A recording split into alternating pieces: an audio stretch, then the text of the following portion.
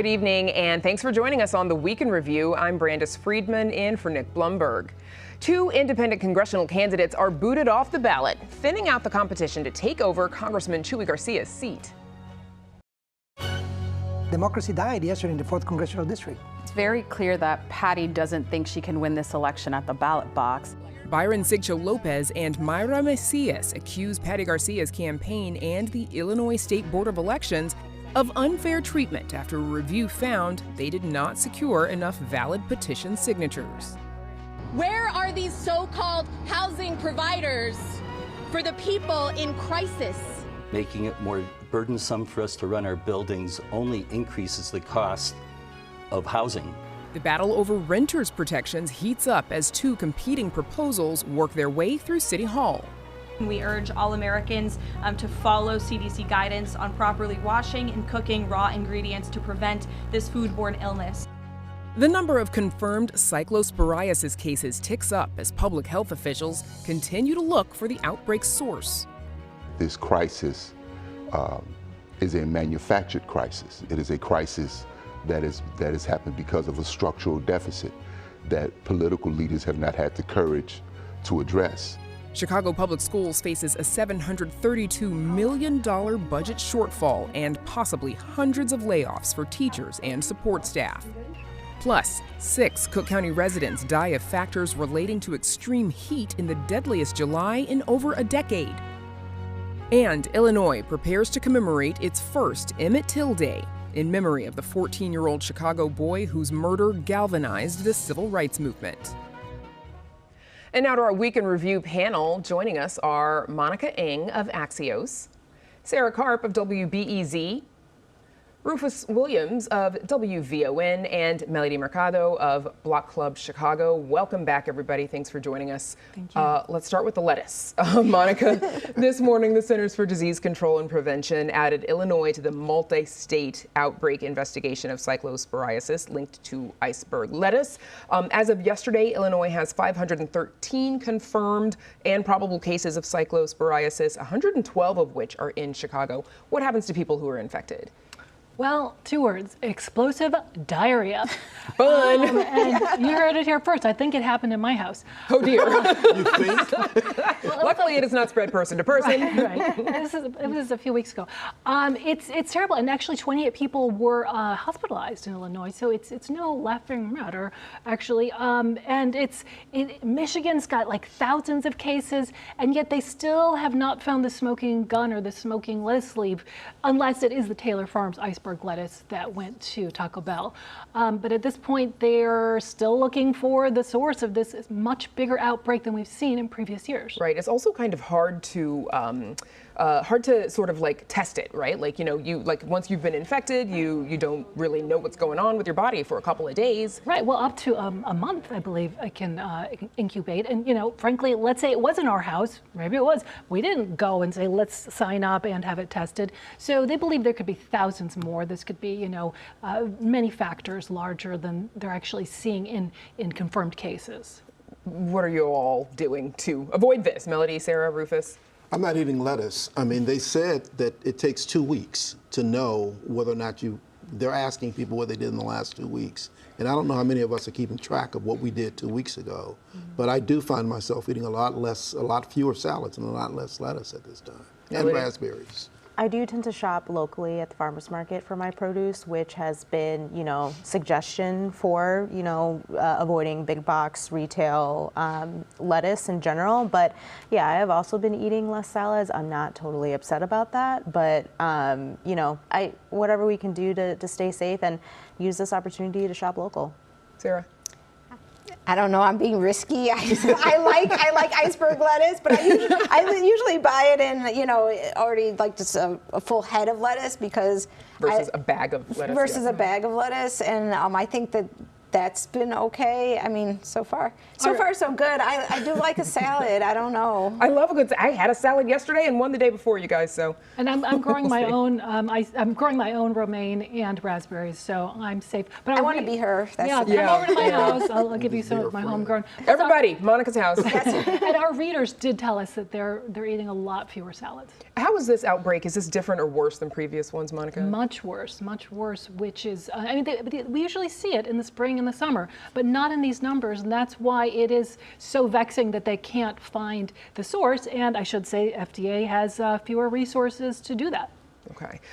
We also experienced waves of extreme heat this month. It has since cooled down. I got out for a walk today. It was a little cool. I could have taken a hoodie. But 6 people in Cook County have died from heat-related deaths this July, making it the deadliest July in a decade for that reason. 5 out of 6 of those people, though, who died, Rufus, lived on Chicago's south and west sides. Why might communities on the south and west sides be more susceptible to heat-related illness? Well, it all has to do with affordability, doesn't it? It matters whether or not you can pay your utility bill. It matters whether or not you live in a place that has air conditioning. It matters when it gets that warm. And, you know, we're now in a space where loneliness is a problem. And people who are disconnected, nobody's checking on them, no one's making certain that they have all the things that they need. And this is particularly acute on the south and west sides of Chicago, which is where we're seeing it. We're always reminded of what took place in 1995. When we lost so many people due to this heat wave. So it's good that it's cooling down. I was in Dallas last weekend, came back on Tuesday. The temperature was 106 degrees when I was in Dallas. And so to get off the plane, and I had to put on a jacket, it felt cold when I got here. So it's good that it's gone, it's good the smoke is blown over. But that is one that we pay particular attention to in July in Chicago because of what happened in 1995. Right. And you talk about affordability, and not everyone can afford, you know, to crank the AC to cool themselves down if they have it. Right, even if they have it. Right. Sarah, like when you hear that 5 out of 6 people die, I mean, does that surprise you, especially knowing, you know, all the efforts that folks take post 1995? Yeah, it doesn't surprise me because people right now, there's a lot of people can't pay their bills for a lot of basic necessities. And so if you look at, I mean, even I look at my air conditioner, I'm like, do we have to have it on this high? It's going to be really expensive. And then there's the issue of what are the cooling places and whether those cooling places should stay open longer. You know, where is the library that you can go sit in? Or, you know, I know they say Can you get to the library? Right, can you get to the library? I know they said that you can go to a police station and sit there, but I don't know really? if I really want to go sit at a police station. I might want to stay in my stinking hot house, but not my first choice. I can assure you the people on the south and west side do not want to go sit That at is not the first thing that comes to mind. Let's go to the police station. One of the interesting things, though, when I was in Dallas, you may recall the World Cup. And they played games there, and people were really infatuated with the fact that there was air conditioning because a lot of the places they were coming from don't have air conditioning. So this was a real big boon. Yeah, even in some very well-developed nations in Europe, air conditioning is not a thing for them the way it is for us to just have it. They just have to find other ways to adjust. So 2 competing renters ordinances, they're making their way through the city council melody. What do we know about these bills? We know that one was drafted by the mayor's office and the other was drafted by the group known as the Budget Accountability Coalition. If you're familiar with that group, they're the folks that passed their own alternative spending plan instead of going with Mayor Brandon Johnson's plan.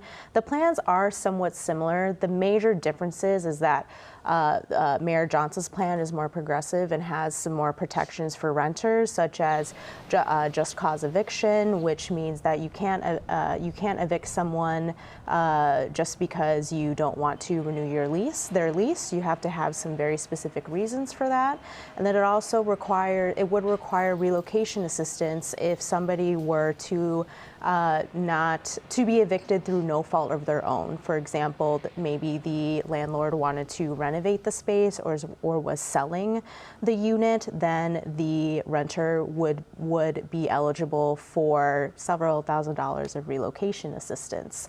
The FAIR ordinance, which is being put on by this alternative group, pretty much nixes all of the mayor's a little more progressive policies geared towards renters protections, because they believe that if the Mayor Johnson's ordinance were to pass, that it would lead to landlords passing down the cost to renters in the forms of being more stingy with who they rent to, in addition to having to raise rent if they have to have a backlog of several thousands dollars to be able to relocate somebody. Okay. This seems to me, Monica, like another example of city council doing its own thing. How has the mayor responded to this sort of alt proposal? Well, he said, basically they copied and pasted 98% of my ordinance and then, took out these important protections. And there are a lot of similarities, although the fair proposal also has these incentives for people who take currently unused space and turn it into housing. But there were some things written into the fair ordinance which seemed to roll back current protections for renters. And both Gil Villegas and Nicole Lee, who were some of the main sponsors, said none of that was intentional. Our intention is only to strengthen renters' protections. So we are, this is a starting point, and we will see this evolve, but we never want to propose anything that actually rolls back any current protections. And so, they're on the record, so people should either take them at their word or, see if that actually happens.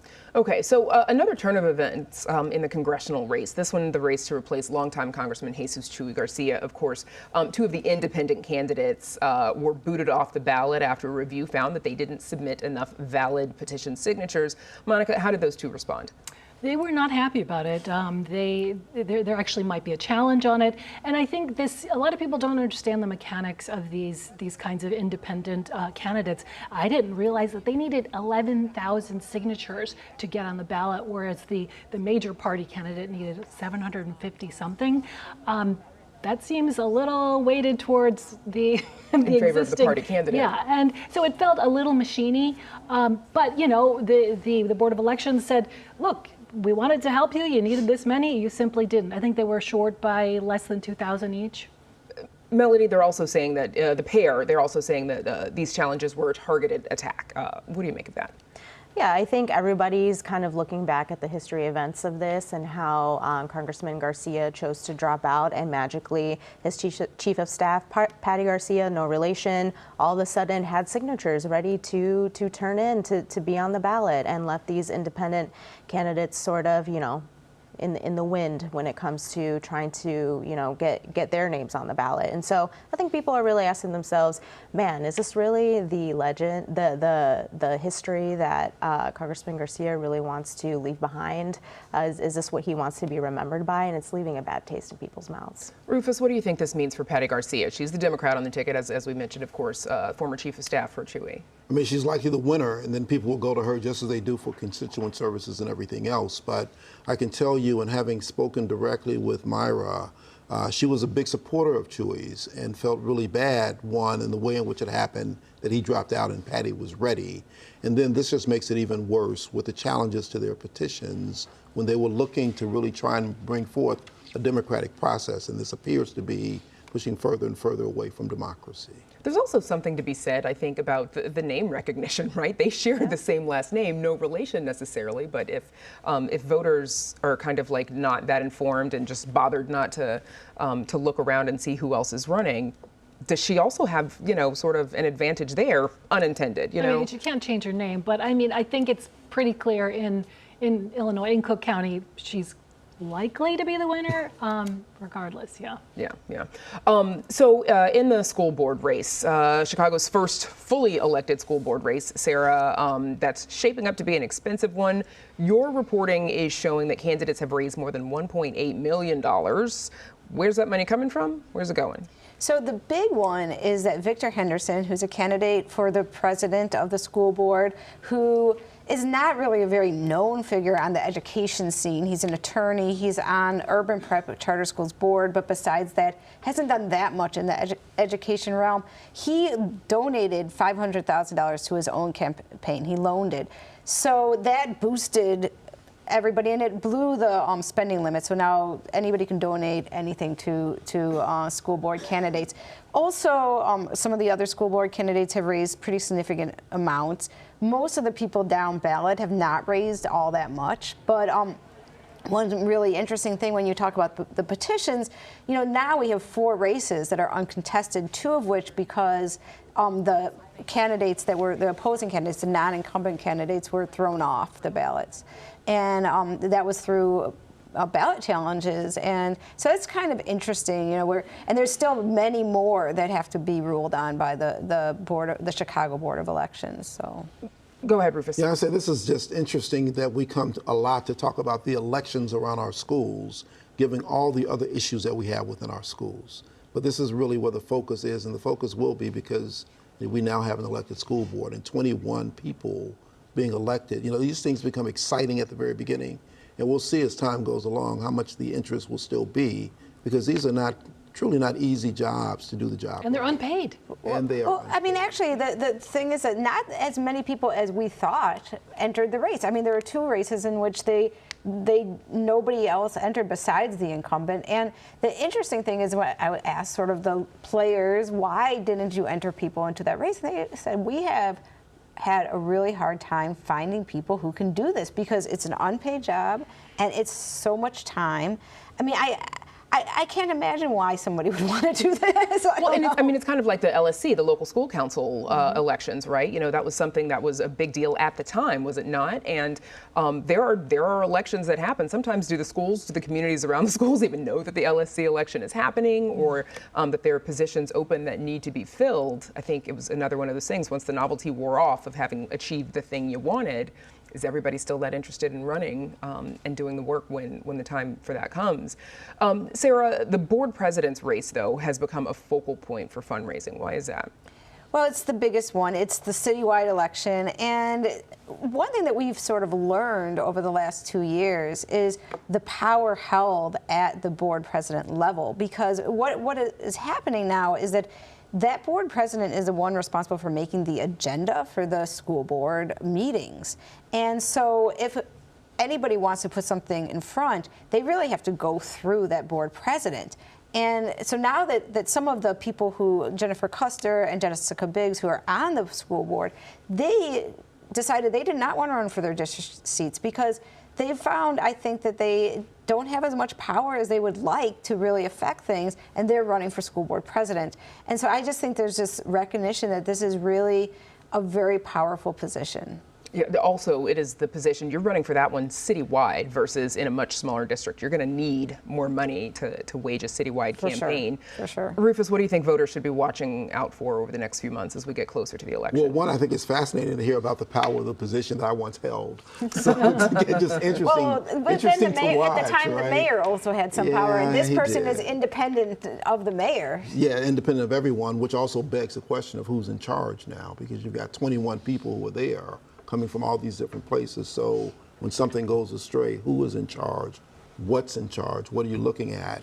In all of these different races, I think in every case, people in each district, as Chicago is, segregated, rich, poor, whatever, will be looking out for what's best for their constituents. But when you get to the board, it's a bigger discussion about what happens in the best interest of all in the city. And that's really where the school board president has to kind of keep these things in order and see what's the best for the most, irrespective of who's asking for all, and how do you get to some parity in those places. And whoever gets elected, they're also going to have to deal with a district that is struggling financially, because the Board of Education scheduled to vote July 30th on CPS's proposed $9.88 billion budget. They, of course, Sarah, they don't have to pass that budget until August. So it sounds like they've got a little bit of time in case this doesn't go well next week. But what are the cuts there that they're looking at? Well, one thing that I have to say is that CPS officials are pressuring the board to pass the budget on July 30th. They say, and this is very unprecedented, that CPS will not be able to pay payroll in September if they do not get the budget passed on July 30th because there's been delays in the Cook County property tax, and there's some money that CPS says the Cook County still owes them from the first installment, from April's installment. And so CPS needs to take a short-term loan. They take short-term loans all the time to make payroll, and I don't exactly understand why it is, but the CPS officials are very, very insistent that they must get this budget passed next week. And this is a budget that it's it has deep cuts. About 760 teachers got layoff notices a week ago.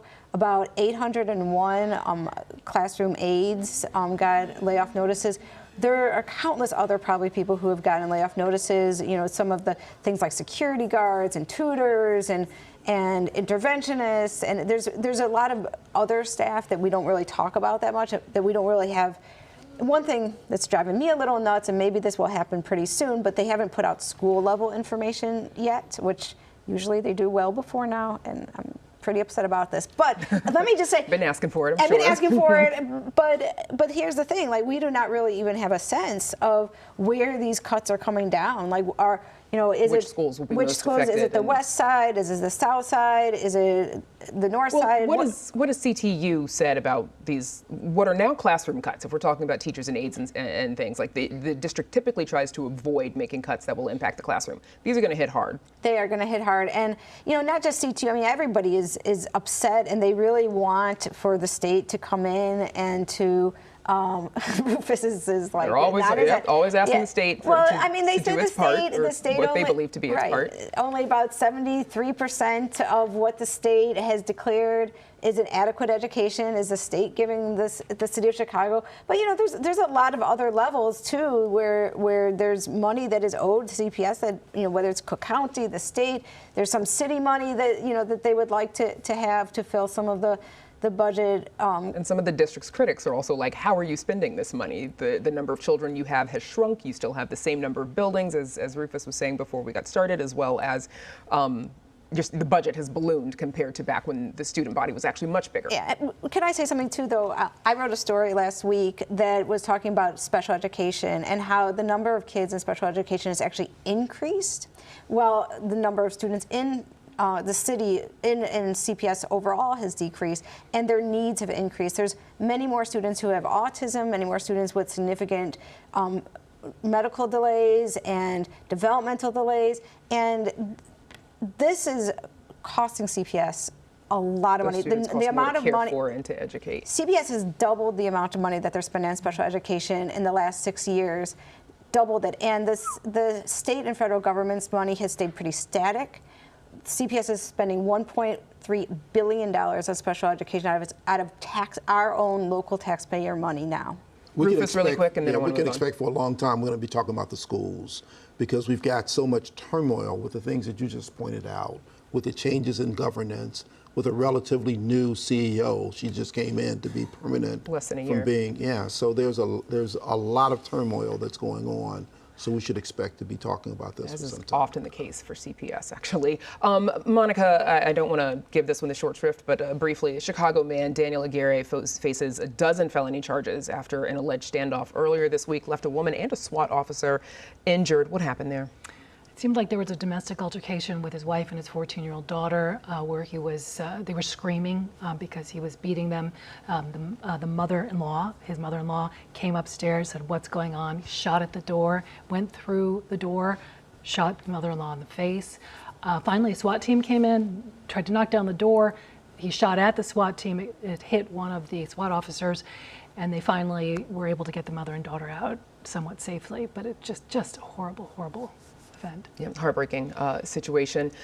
Melody, the Shedd Aquarium welcomed 4 rescued beluga whales. The plan is to take in 6 more. What's the story there? Yeah, so Marine Land, which is located in Canada, is a shuttered, basically aquarium, marine park that has had 30 stranded beluga whales for quite some time now. And the owner of the park has said, hey, if the government of Canada is not going to let me export these whales to a country that is of approval, then I'm going to euthanize them. So the government of Canada reached out to a bunch of certified aquariums. Shedd Aquarium was one of them. And as a result, we are slowly starting to get some of these beluga whales. We're going to get up to 10 of them. The 4 of them that arrived are all female, and they're all live in a mini pod, which basically means they're all bonded, and they're friends. Right. So they're starting to adjust now to their new life at the shed, and we'll see more as some of them start to arrive. Whales aren't small. They've got room for 10 extra whales. They're huge. They're huge. Well, I believe it's like somewhat of 3 million gallon tank, and it's ginormous. With it's huge. If you've ever seen it at the shed, it's not really. It looks smaller in person. Space. There's spaces that we don't see that And they're their able to pools go are to. deep. Yes. Okay. Yes. Well, hopefully the shed will let us know when we can get a look at the new whales. That is our Week in Review panel. Thank you so much. We're out of time, but thanks to Monica Eng and Sarah Karp, as well as Rufus Williams and Melody Mercado. And we're back to wrap things up right after this. Chicago Tonight is made possible in part by the Alexandra and John Nichols family, the Polk Brothers Foundation, and the support of these donors.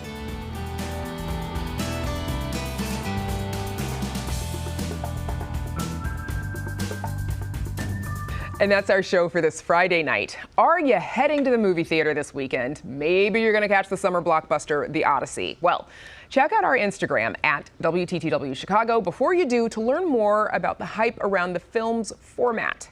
Now for the Week in Review, I'm Brandis Friedman. Thank you for watching. Stay healthy, stay safe, and informed. Have a great weekend, everybody.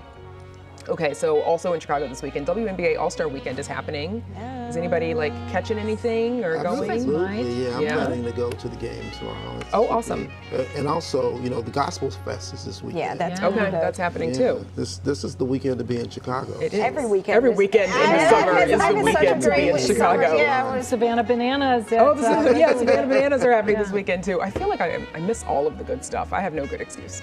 Oh, you have kids. You have little kids. Exactly. No, that's my good excuse. That's the reason to be out there. Yeah, my kids aren't going to that. Parking was $120. See, let's start right there. Parking was $120 for Savannah Bananas. For the Savannah Bananas. People were like, hey, go to my garage type of thing. Yeah. Where were they playing? Crazy. Wrigley. Oh. Yeah, they're playing it at Wrigley this year. Because I think when they came last summer, I think they were at Guaranteed Rate. Yeah. Closed captioning is made possible by Robert A. Clifford and Clifford Law Offices, a personal injury law firm working to preserve the dignity and rights of all individuals.